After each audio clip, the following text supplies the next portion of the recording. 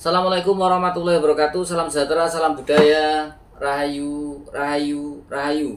Berjumpa lagi dengan saya Mas Oo di channel Pusaka Jawa Official. Alhamdulillah wa syukurillah, segala puji bagi Allah yang telah memberikan segala nikmatnya. Nikmat yang paling besar bagi kita adalah nikmat iman dan Islam, serta nikmat diberikan kesehatan. Di antara nikmat-nikmat yang lain yang tidak bisa saya sebutkan secara dohir maupun batin. Salawat dan salam semoga selalu tercurah kepada junjungan Nabi besar kita Nabi Muhammad SAW serta keluarganya, sahabatnya, serta pengikutnya ila yaumil akhir.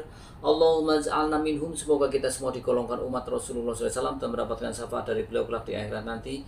Semoga Allah Subhanahu wa taala menjaga iman Islam kita, menjaga tauhid kita sampai nafas terakhir kita, sampai ajal menjemput kita. Diawali dengan bismillah, diakhiri dengan alhamdulillah. Sahabat Pusaka Jawa dimanapun Anda berada, semoga sahabat Pusaka Jawa selalu dalam keadaan terbaik, dalam lindungan Allah Subhanahu wa taala, dijauhkan dari segala macam mara bahaya baik dohir maupun batin, dijauhkan dari segala macam musibah, baik musibah banjir, angin topan, longsor, gempa bumi, gunung meletus, kebakaran, ataupun musibah-musibah yang lainnya tidak bisa saya sebutkan secara rinci. Baik musibah makar terhadap pasangan, makar terhadap rumah tangga, makar terhadap teman dekat, ataupun teman kerja, ataupun sahabat keluarga, dan lain sebagainya. Karena yang namanya makar adalah perbuatan yang sistematis, yang sangat menghancurkan, dan hasilnya sangat menyakitkan. Baik di negara maupun di sekup yang kecil. Sahabat Pusaka Jawa yang sedang sakit, semoga Allah angkat penyakitnya, diberikan kesehatan, kesembuhan, serta diberikan ganjaran berupa pahala karena telah sabar dalam menyembuhkan berupa sakit. Sahabat Pusaka Jawa yang sedang terpuruk ekonomi, semoga Allah bukakan keran rezekinya lebar-lebar dan mendapat rezeki yang berkah berlimpah sampai ke anak cucu. Alhamdulillah wa syukurillah, sahabat Pusaka Jawa, pada siang hari ini Al-Fakir bisa membuat video. Mudah-mudahan apa yang akan Al-Fakir sampaikan menjadikan ladang ibadah fi dunia wal akhirah, keberkahan buat anak cucu Al-Fakir. Dan kali ini Al-Fakir akan membabar satu bila pusaka yang sangat spesial.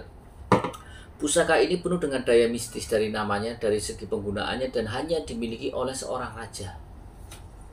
Hanya dimiliki oleh seorang raja saja. Tapi kalau keris ini sudah keluar, itu harus konon katanya,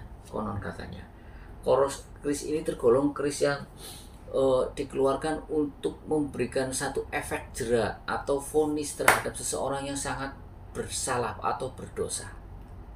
Ya, jadi ketika keris ini sudah dikeluarkan, ya berarti harus memakan korban.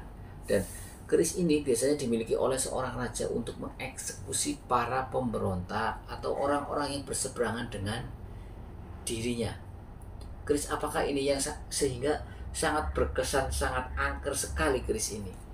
Ya, dulu saya punya keris lalang mengeng juga ya, sahabat pusaka. Nah, sahabat pusaka Jawa dimanapun Anda berada, sekarang kita lihat bila pusakanya.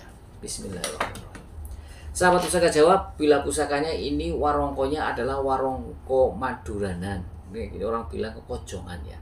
Tapi ini ukir, sahabat pusaka Jawa. Kita lihat di ukirannya sini.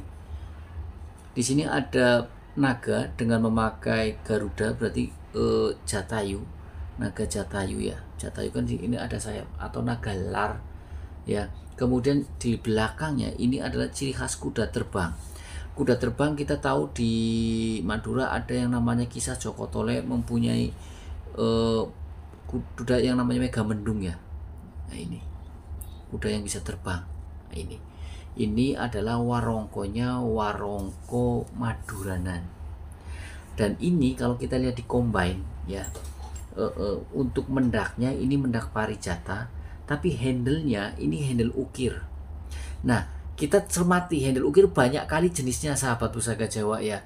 Nah, kalau kita cermati dari posisi duduknya, itu posisi duduk pralambabada atau meditasi pada agama Hindu ataupun Buddha, di mana kaki ke bawah ke tanah, tangannya di lutut seperti itu. Nah, kita amati di belakang sini ada memakai rambut yang gimbal yang sampai ke belakang. Kemudian kita lihat di sini ada memakai kayak siung muter ke sini. Nah, di sini ini lebih ke arah handle balo-balo. Anda tahu handle balo-balo yang dari Lampung ya, seperti itu. Ini adalah perpaduan antara Madura dan seberang handle-nya. Nah, kenapa kok begitu? Jadi begini, sahabat pusaka Jawa. Pemilik pusaka kadang memuliakan pusaka tersebut dengan sesuai seleranya, ya kan? Karena dia senang dengan ukiran motif Madura, maka dipakailah ukiran warangko Madura. Kemudian ketika ketemu dengan handle yang dia senangi, yang menurutnya ini sangat pas dengan warnanya, akhirnya dipasangkan ke sini, nggak masalah. Dan handle itu merupakan identitas atau jati diri dari pusaka tersebut. Ketika handlenya bagus atau dimuliakan, lebih mahal, berarti itu mencirikan keris yang lumayan sangat disayang oleh si pemiliknya. Ya, karena handle ukir kayak gini mempunyai nilai plus tersendiri dan mempunyai nilai ekonomi yang lumayan tinggi.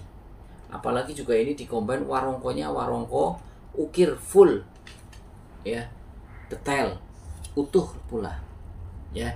Jadi ini bentuk pemuliaan. Maksudnya pemuliaan apa? Bukan disembah, artinya bentuk sayangnya si pemilik pusaka sehingga pusaka ini dikasih warangka yang bagus, handle pun yang bagus. Kita buka bila pusakanya. Bismillahirrahmanirrahim. Sahabat pusaka Jawa dimanapun Anda berada, kerisnya berdapur keris lurus, ya.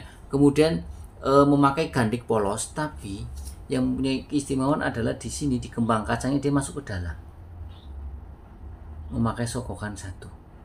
Ini adalah dapur keris laler mengeng. Banyak kan keris dapur laler mengeng itu adalah keris yang memang bilahnya lurus, tapi kita juga sering ketemukan keris dapur laler mengeng itu berdapur luk 3, luk 5, dan luk 7. Nah, keistimewaan pada keris laler mengeng yang saya pegang ini adalah dia mempunyai detail yang bagus. Kemudian dia juga mempunyai tindik.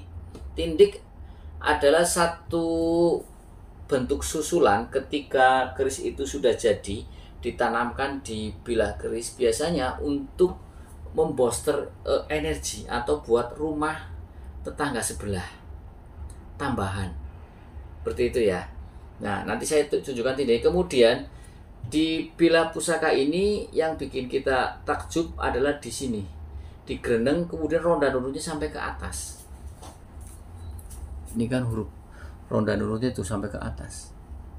Ya, jadi memang sang empu mempunyai daya kreasi tersendiri dan tindiknya ada di sini. Saya kira ini tindiknya emas lawasan. Tapi saya belum cek emas apa kuningan, tapi dari warnanya sepertinya emas, sahabat pusaka Jawa.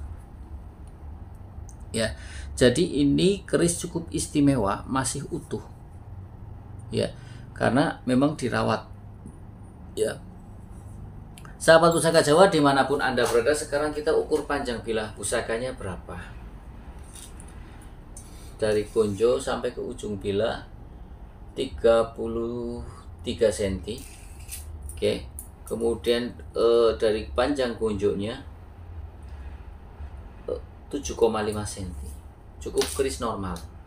Ya. Dari tampilannya ini kerisnya keris gagah, sahabat pusaka Jawa. Kenapa keris gagah? Kita bisa lihat dari gonjonya yang agak tebal dan tinggi. Coba, gonjonya ini tebal dan tinggi. Ya kan? Tebal ini. Tebal kemudian tinggi gonjonya. Wah, ini sirah cicaknya pun pendek. Kekar sekali ini. Anda lihat di sini. Ini keker ini. Kembang kacang yang gelung ke bawah ke dalam ini keker sekali, tebal pula. Nah, masih cukup istimewa. Dan ini warangan-warangan lama, sahabat pusaka Jawa. Ya. Ini cukup istimewa. Ini warangan sudah hampir berapa puluh tahun, 20 lebih. Belum diwarangi lagi. Ya. Oke, tadi sudah saya jelaskan panjangnya 33 cm. Panjang gonjonya 7,5 cm. Ya. Nah, sekarang kita bahas pucukan bilahnya. Pucukan bilahnya ini adalah pucukan bilah Nyujen. Pucukan bilah kita ketahui ada 6, Nyujen, Anggaba Kopong, Ambututumo, Nugi Pinetet, Ngumyang, sama Ambututumo. Ya. Kemudian kita lihat kembang kacangnya. Ini kembang kacangnya tetap gelung wayang, tapi dia masuk ke dalam. Nah, ini ciri khusus dari dapur laler mengeng. Ya, sahabat pusaka Jawa. Nah, kemudian kita lihat pamornya. Pamornya cukup bior, cukup terang, karena walaupun ini warangan lama sekali, puluhan tahun, tapi memang ini jelas, cukup jelas ya. Kalau kita lihat dari motifnya, dengan bulatan-bulatan yang menyebar pada bilah pusaka ini, dan bulat-bulatannya banyak, ini adalah pamor wos putah. Kita ketahui pamor wasuta mempunyai makna was artinya beras, uta artinya tumpah. Tua atau angsar dari pamor wasuta sebagai Inggris adalah agar untuk ketentraman, untuk didekati oleh rezeki, agar rezeki kita banyak. Seperti itu. Jadi wasuta artinya beras yang tumpah-tumpah, melambangkan makna simboliknya kita tidak kekurangan pangan, rezekinya ada terus. Kita hidup, baik yang masih sendiri, belum pernah menikah, apun yang sudah menikah, pasti yang dicari adalah duit. Nah, dengan pamor wasuta, mudah-mudahan apa yang kita harapkan di dunia ini, kita mendapatkan kecukupan materi. Memang uang tidak segalanya, tapi segalanya hampir memerlukan uang. Pada zaman sekarang, kencing saja bayar. Ya kan seperti itu. Nah, sahabat Pusaka Jawa, sekarang itu buang uang gampang, tapi nyari duit agak susah. Makanya saya cuma mengingatkan kepada sahabat Pusaka Jawa yang masih mempunyai diberikan kelebihan rezeki, jangan diboros-boroskan. Karena pada era sekarang kita dibutuhkan kejelian untuk menata uang, ya. Karena kondisi perekonomian nggak bagus sekarang. Ya, saya rasakan sendiri. Makanya diperlukan pamor-pamor seperti ini, pamor-pamor kerezekian, sahabat Pusaka Jawa, yaitu pamor wasuta, yang artinya beras tumpah. Oke, kalau orang Malaysia bilang pamor tutul. Oke, nah, sahabat Pusaka Jawa dimanapun Anda berada, sekarang kita bahas makna filosofi dari keris lurus. Makna filosofi dari keris lurus atau lajer itu adalah agar kita punya keteguhan hati dan kekuatan iman. Jadi kita sebagai manusia mudah-mudahan diberikan perlindungan oleh Allah Subhanahu wa taala.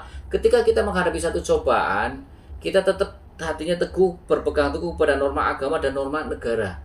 Ya, tidak bencak-bencok, tidak mengklak-mengklok, pokoknya lurus be. Kita tawakal. Hablum minallahnya jalan, hablum minallahnya lurus. Ya.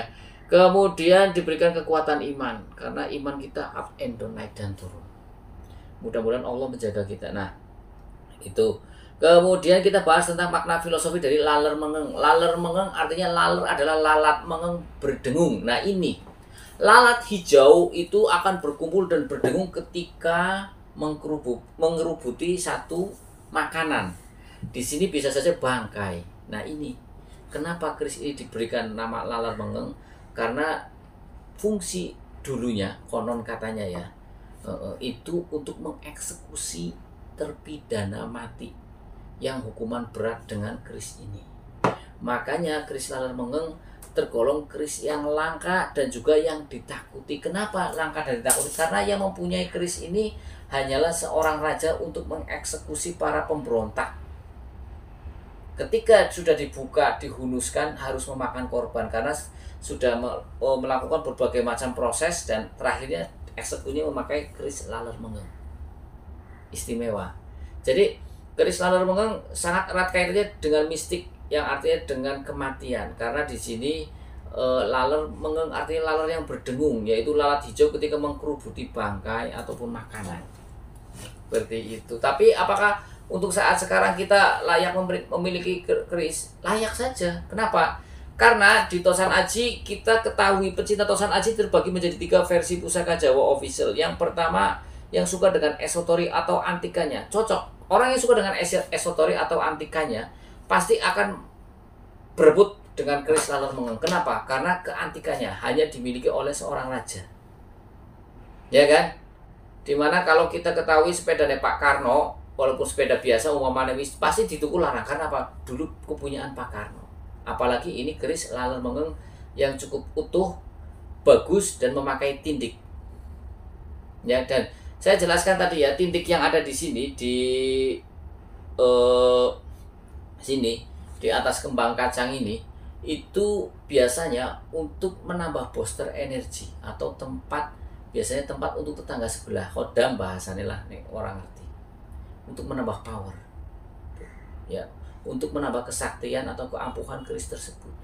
Bahkan sering orang-orang pemberontak zaman dulu kan kebal, ya kan, ditembak gak mempan, dibacok mau ditusuk. Nah, ini yang saya tangkap dari energinya adalah untuk menembus segala kekuatan yang ada pada diri seseorang. Ini ya, jadi keris ini memang mempunyai energi. Ini dicekel deg deg deg deg deg deg nih, deg deg deg deg gitu. lumayan ya. Artinya orang jaduk kayaknya tembus deh. Wong sakti ditusuk ini kayaknya tembus deh, walaupun dia punya amalan kesaktian kayaknya tembus, menurut saya, feeling saya seperti itu. Nah, sahabat Pusaka Jawa dimanapun Anda berada ya, jadi keris laler mengeng adalah keris yang cukup istimewa karena hanya dimiliki oleh seorang raja, untuk ditugasnya adalah untuk mengeksekusi para terpidana mati. Nah, sekarang kita lihat besinya, sahabat Pusaka Jawa ya. Lihat besinya. Besinya bagus, sahabat Pusaka Jawa tuh. Nah, kita lihat pasikutanya ya. Pasikutanya ini sedang, sahabat Pusaka Jawa, panjangnya 33, termasuk keris yang normal ya. Kemudian saya lagi bikin video Li ya, ini lagi direkam, nanti telepon lagi ya. Oke ya. Jadi ada telepon temen. Jadi itu pasikutanya sedang ya. Kemudian panjang bilanya juga sedang, agak lebar dan agak tebal. Ini sebenarnya tebal, sahabat Pusaka, karena termakan usia ya, tebal. Kemudian besinya hitam, kadar bajanya agak banyak. Anda cermati, besinya hitam tapi kadar bajanya agak banyak ya, kadar bajanya agak banyak. Kemudian berkesan kering, gandiknya pendek. Sebetulnya untuk bicara tentang gandik yang pendek ya, sahabat Pusaka Jawa, gandik yang pendek itu kan menyesuaikan ya kan, menyesuaikan dari jenis kerisnya. Kemudian juga di sini sirah cecak pada gonjonya membulat, sahabat Pusaka Jawa, ini sirah cecaknya membulat, ini bulat ya, besar, bulat, pendek, besar. Kemudian sokokannya dalam, tinggi ya, panjang. Ini adalah estimasinya adalah Tuban. Tuban sendiri terbagi dua, yaitu Tuban Majapahit dan Tuban Mataram. Kalau menurut saya ini adalah Tuban Majapahit, sahabat Pusaka Jawa, jadi cukup sepuh ya. Kita ketahui kerajaan Tuban, kerajaan yang lama, keris-keris Tuban produksinya banyak dicari ya. Keampuhan keris Tuban tidak diragukan lagi. Pecinta tangguh-tangguh Tuban banyak sekali. Dan ini estimasinya adalah laler mengeng Tuban dengan memakai tindik, cukup istimewa. Bisa bahasanya begini, rare item, layak untuk dikoleksi untuk para kolektor. Dari warongkonya, sandangannya cukup.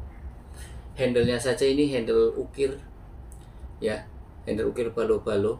Kemudian ini warongkonya warongko kojongan ya, maduranan ya, seperti itu. Nah, ini bilanya cukup bagus, sahabat Pusaka Jawa dimanapun Anda berada. Kalau kita rangkum secara keseluruhan, makna filosofi dari dapur laler mengeng ini adalah agar si pemilik dapur laler mengeng ini diberikan satu kerezekian dengan pamor wasutah. Tapi juga pamor dengan dapur laler mengeng ini kita mengingatkan akan kematian, agar kita tidak mudah untuk berbuat salah. Dan ketika kita meninggal, kita pun akan menjadi santapan lalat kalau kita tidak dikuburkan, dikerubungi. Artinya Pak, kita tidak akan berharga sama sekali ketika kita menjadi orang yang tidak baik di dunia ini. Dan ujung-ujungnya pun kalau kita dibiarkan saja, kita dihubungi oleh lalat hijau yang mengeng atau mendengung.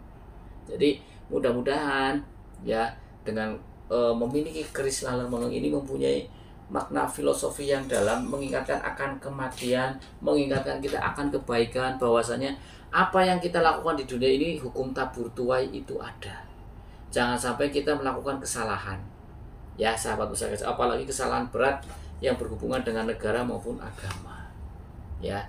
Oke, sahabat Pusaka Jawa dimanapun Anda berada, sahabat Pusaka Jawa yang baru nonton channel YouTube saya, silahkan pencet tombol subscribe, like, share, and comment. Kemudian pencet tombol notifikasi lonceng untuk mendapatkan video-video ter-up-to-date dari saya.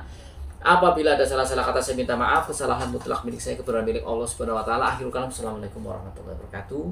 Salam sejahtera, salam budaya, rahayu, rahayu, rahayu. Alhamdulillah.